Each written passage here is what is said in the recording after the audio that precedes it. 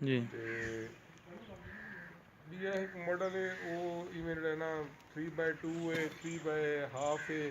one ਇਵੇਂ 4.1 ਹੈ 4.5 metre ਹੈ ਇੱਕ ਜਿਹੜਾ ਨਾ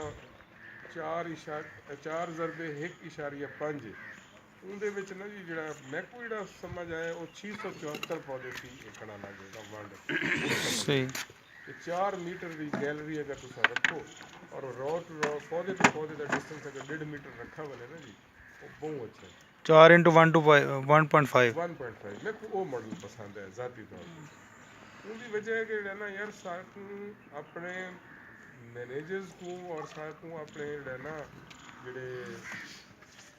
एक टाइम लाइफ टाइम मैंने है कि सपोज मैं समझता कि मैं 10 साल बाद अगर जिंदा भी हूँ तो शायद इतनी हेल्थ ना हुआ कि मैं खुद उतनी एफर्ट कर सकता अगर मैं कोई वल भी अगर खुदा ना खास्ता अगर मैं कोई बेखर से डिपेंडेंसी बंदी है मेरी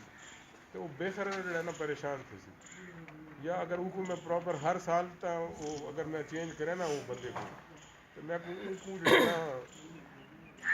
ज़ाहिर है हर बंदे को तो बंदा सिखा भी नहीं ना सकता हाँ एटलीस्ट कम अज़ कम तुसें ना 10-15 साल ट्रैक्टर विच वड़दा रहे मैंने रूटावेटर तक फ्लोर मैनेजमेंट नहीं सही ज़ाती तौर पर मैं भी इन चीज़ के खिलाफ हाँ कि गहरा हल और डिस्काउंट इसका ये खराफात नहीं करने चाहिए बाग में स्लैशर ही बेहतर है हाँ अगर तुस जिमें अजकल मेज की फ्लोर मैनेजमेंट वास्ते ना जी रूटावेटर बेस्ट है एक तो है कि जी वो सर्दियों की जड़ियाँ बूटियां वो भी बिक तलफ थी गई और उसको तुस आखिरी पॉइंट के उत्ते चला के यानी इतना गहरा भी रूटावेटर को मारन दी ਸਰ ਇਹ ਜਿਹੜਾ ਖਾਦ ਦੀ ਰਿਕੁਆਇਰਮੈਂਟ ਹੈ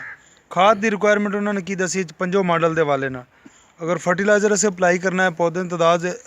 ਵਧਾ ਦਿੱਤੀ ਅਸੀਂ गुजारिश है कि डॉक्टर स्टीव जी चीज़ सबको समझा गए ना जी वो ये है कि वो आखे कि भी ना तुसा ਜਿਹੜਾ ਇਹ ਆਮ ਟ੍ਰੈਡੀਸ਼ਨਲ ਕਨਵੈਨਸ਼ਨਲ ਜਿਹੜੀ ਹਾਰਵੈਸਟਿੰਗ ਹੈ ਨਾ ਜੀ ਇਹਦੇ ਵਿੱਚ ਆਦੇ ਕਿ ਤੁਸੀਂ ਨਾ 2 ਟਨ ਆਪਣਾ ਪੈਦਾਵਾਰ ਚਾਹੁੰਦੇ ਪਏ ਹੋ ਹੱਦ ਮੈਕਸਿਮਮ ਜਿਹੜਾ ਅੱਛਾ ਕੋਈ ਗਰੋਅਰ ਹੈ ਉਹ 2.5 ਟਨ ਤੱਕ ਲੱਗਾ ਰਹਿੰਦਾ ਹੈ ਲੇਕਿਨ ਜਿਹੜੇ ਉਹ ਮਾਡਲਸ ਦੇ ਗਿਆ ਹੈ ਉਹਦੇ ਵਿੱਚ ਤੁਸੀਂ 24 ਟਨ ਤੱਕ ਚੱਲੇ ਵੇ ਸੋ ਪਰ ਏਕੜ ਸਹੀ ਤੇ ਮਤਲਬ ਉਹ ਹਿਸਾਬ ਨਾਲ ਮੇਰੇ ਭਾਈ ਜਿਹੜਾ ਨਾ ਖੁਰਾਕ ਵੀ ਤਾਂ ਕੋਈ ਨਹੀਂ ਦੇਣੀ ਤੁਸੀਂ ਉਹਨਾਂ ਨੇ ਸਰ ਪਲਾਂਟ ਕ੍ਰਾਈਟੇਰੀਆ ਉਹ ਹੀ ਰਾਸੀ ਸਹੀ ਸਹੀ ਡੋਜ਼ ਵੱਧ ਰਹੇ ਸੀ ਮਕਸਦ ਹੈ ਕਿ ਹੁਣ ਅਗਰ ਅਸੀਂ ਇਸ ਵੇਲੇ 3 ਬੋਰੀਆਂ ਜਾਂ 4 ਬੋਰੀਆਂ ਪਾ ਬਾਨੇ ਆ ਤਾਂ ਮੈਨੂੰ ਹਿਸਾਬ ਨਾਲ ਜਿਹੜਾ ਨਾ ਹੋ ਸਕਦਾ ਮੇ ਵੀ ਜਿਹੜਾ ਨਾ 15 ਜਾਂ 16 ਬੋਰੀਆਂ ਤੱਕ ਪਾਉਣੇ ਪਉ ਲੇਕਿਨ ਪਰ plant requirement number of plants ਇਜ਼ਾਫੀ ਥੀ ਵੈਸੇ ਨਾ ਪਲਾਂਟ ਦੀ ਸਰ ਜਿਹੜੀ ਹਾਈਟ ਹੈ ਉਹਦੇ ਜੋ ਕਿ ਉਹ ਕਿੰਨੀ ਕਹਿੰਦੇ ਨੇ ਕਿੰਨੀ ਮੇਨਟੇਨ ਕਰੋ ਤਕਰੀਬਨ ਜਿਹੜਾ ਨਾ ਉਹ ਤਾਂ ਇਹ ਚੀਜ਼ ਆਦਨ ਕਿ 7 ਤੋਂ 9 ਫੁੱਟ ਦੇ ਅੰਦਰ ਕਿਉਂਕਿ ਆਪਰੇਸ਼ਨ ਈਜ਼ੀ ਹੋ ਜਾਣ ਦੇ ਜੇ ਜਦ ਤੱਕ ਕਿ ਤੁਸੀਂ ਮੈਨੂਅਲੀ ਕੋਆਪਰੇਟ ਹੱਥ ਨਾਲ ਵੀ ਕਰ ਸਕੋ ਨਾ ਜੀ 7 ਫੁੱਟ ਤੱਕ ਤੁਸੀਂ ਈਜ਼ੀਲੀ ਇਨਸਾਨ ਵੀ ਖੜੋ ਕੇ ਉਹਦੀ ਟ੍ਰਿਮਿੰਗ ਪ੍ਰੂਨਿੰਗ ਕਰ ਸਕਦਾ ਅੱਛਾ ਸਰ ਉਹ